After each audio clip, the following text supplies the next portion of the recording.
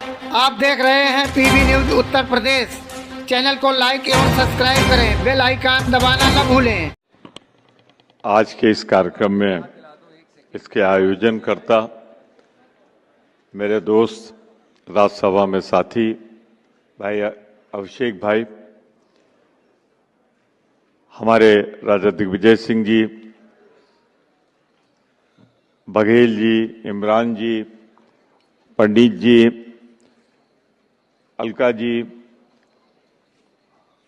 और मैं आपकी तरफ मुखातिब होते हुए इतना ही कहना चाहता हूं कि जब कभी कोई कांग्रेस का अधिवेशन या सम्मेलन होता है तो पूरा का पूरा हिंदुस्तान वहां पे दिखाई देता है।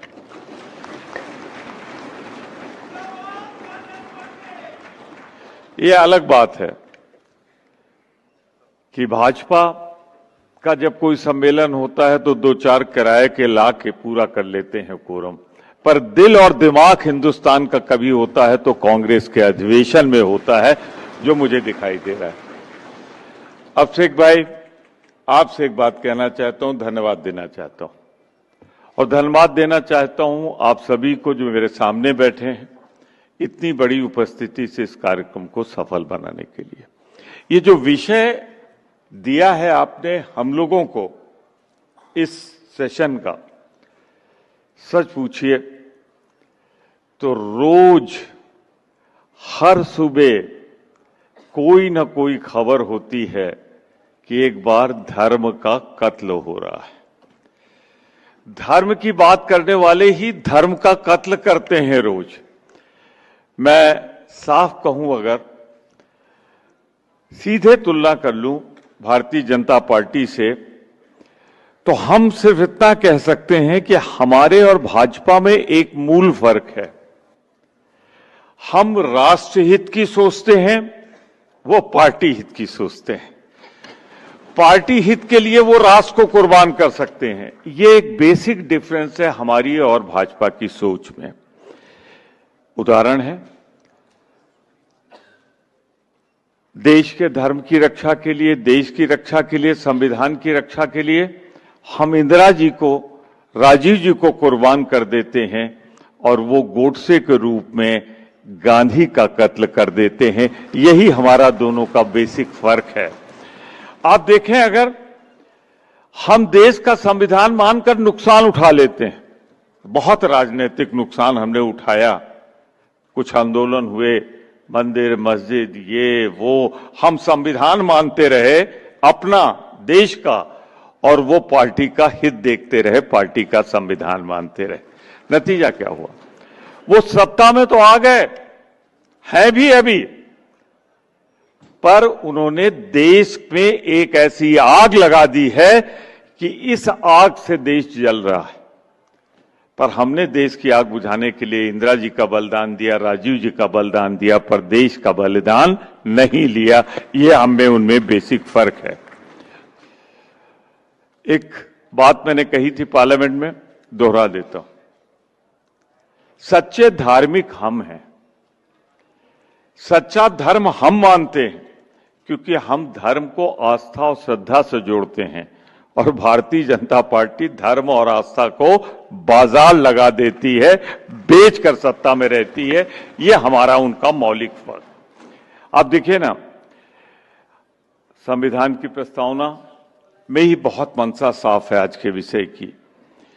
हम भारत के लोग भारत को एक संपूर्ण प्रभुत्व संपन्न, समाजवादी, पंथ निरपेक्ष, लोकतांत्रिक गणराज्य बनाने के लिए तथा उसके समस्त नागरिकों को सामाजिक, आर्थिक और राजनीतिक न्याय, विचार, अभिव्यक्त, विश्वास, धर्म और उपासना की स्वतंत्रता। बाकी छोड़ देता हूं, 4-5 लाइनें। आज हो क्या रहा है? कौन है इनका प्राण?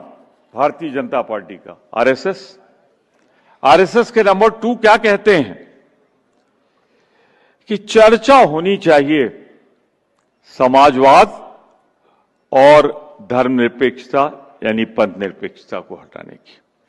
ये संविधान बदलना चाहते हैं और इसीलिए नारा भी दिया था, अब की बार 400 पार, पर भारत की जनता समझ गई और उनको 303 से 240 पे ले आई। और ठीक कहा राहुल जी ने, अगर ईमानदारी से चुनाव होता तो ये 200 के नीचे होते, आज भाजपा की सरकार नहीं होती। पर मैं आपसे एक बात कहूंगा, ये चाहे जितना जोर लगा लें, संविधान मुझसे ज्यादा आप समझते हैं,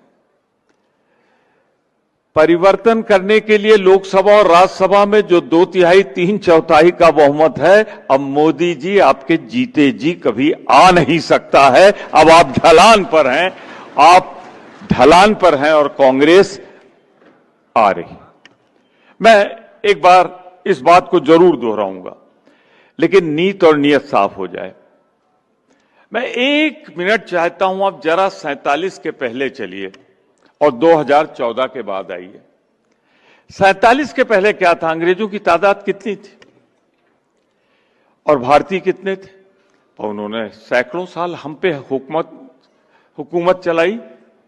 सिर्फ एक फॉर्मूला, डिवाइड एंड रूल, बांटो और राज करो। मैं तो कहता हूं भारतीय जनता पार्टी अंग्रेजों की सिर्फ नाजायज कह रहा हूं, इसके आगे कुछ नहीं कह रहा हूं, सिर्फ इतने कह रहा हूं कि नाजायज विचारों की पार्टी। मैंने और कुछ नहीं कहा। अभिषेक भाई देख लीजिएगा रिकॉर्ड में, इतने लोग हैं, डिफेंड कर लेंगे मुझे। मैं सिर्फ इतना कहना चाहता हूं, जो वो करते थे वही ये करते। चुनाव आया नहीं कि कब्रिस्तान शमशान कहां तक चले जाते हैं। आज हो क्या रहा है? तो मैं ये कहूंगा अधिवक्ताओं से, जहां से राहुल जी ने बात शुरू की थी, कि देश की आजादी की लड़ाई जब लड़ी गई थी तो अधिवक्ताओं ने लड़ी थी। सबसे ज्यादा उनका योगदान था और सबसे ज्यादा नेतृत्व था। तो आज दोबारा जब देश की आजादी और संविधान खतरे में है, तो मैं आपका आह्वान करता हूं, आइए आगे बढ़िए, देश की धर्मनिरपेक्षता, पंथनिरपेक्षता, समाजवाद की रक्षा कीजिए, देश के स्वरूप की रक्षा कीजिए।